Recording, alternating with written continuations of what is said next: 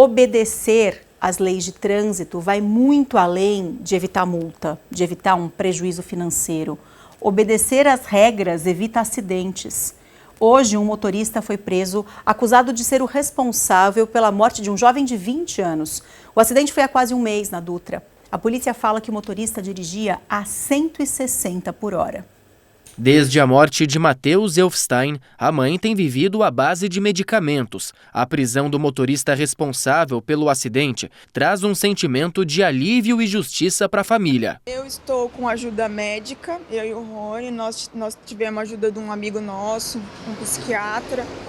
A filha dele estudou com o Matheus desde pequenininha, ele estava lá, no momento do velório, super solícito. Ele pediu para que eu fosse no consultório dele na segunda-feira, no outro dia eu já fui, desde então eu estou em acompanhamento, eu estou sob medicação. Heitor Rabelo Stetner foi preso depois que a Polícia Civil reuniu novas provas periciais e testemunhais que apontaram excesso de velocidade e indícios de embriaguez antes da batida. A polícia não disse como ele foi encontrado, mas a investigação revelou que ele havia saído de um motel acompanhado de 2 garotas de programa pouco antes do acidente. No dia da fatalidade, em setembro, Matheus voltava da casa de um amigo. Era madrugada quando o carro de aplicativo em que ele estava foi atingido pela BMW na rodovia Presidente Dutra. O impacto foi tão grande que o jovem foi arremessado para o canteiro central da pista e acabou atropelado por outros veículos. Durante a investigação,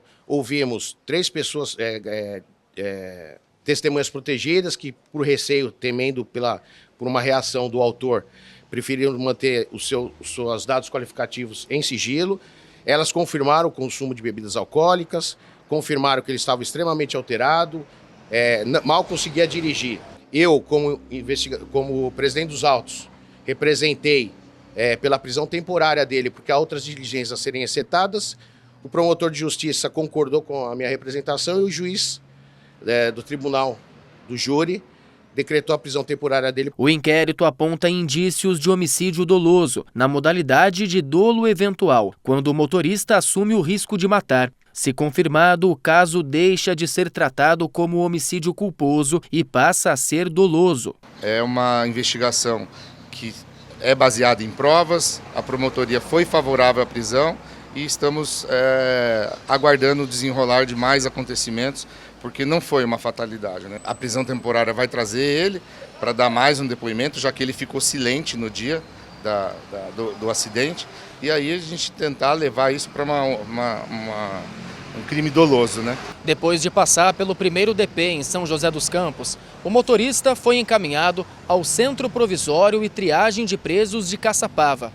Ele vai cumprir uma prisão temporária, inicialmente de 30 dias, e deve prestar novos depoimentos. Depois, o delegado poderá prorrogar esse prazo ou solicitar a prisão preventiva. A próxima etapa é a gente terminar as diligências que ainda estão em andamento. Ele tem que ser ouvido, porque, ao que tu indica, não. Ele não quis falar quando da lavratura do boletim de ocorrência. Depois ele foi intimado, apresentou um atestado aqui, que não poderia falar porque estaria doente. O que denota também uma vontade, denota que ele estava se evadindo de se explicar da situação, E então a gente tem algumas diligências a serem setadas. Ao final do inquérito, eu vou avaliar o que será feito. Eu creio que a justiça será feita. Isso para mim já é um primeiro passo. Então, assim, para mim eu já sou muito agradecida a Deus somente por isso. Agora o resto eu deixo na mão dele. Ele sabe o que faz. A defesa do motorista afirmou em nota que a prisão é ilegal. Disse ainda que no dia do acidente, o investigado permaneceu no local, colaborou com as autoridades, compareceu espontaneamente à delegacia e fez exame clínico que teria comprovado a ausência de embriaguez. A defesa também alega que a investigação deturpou os fatos.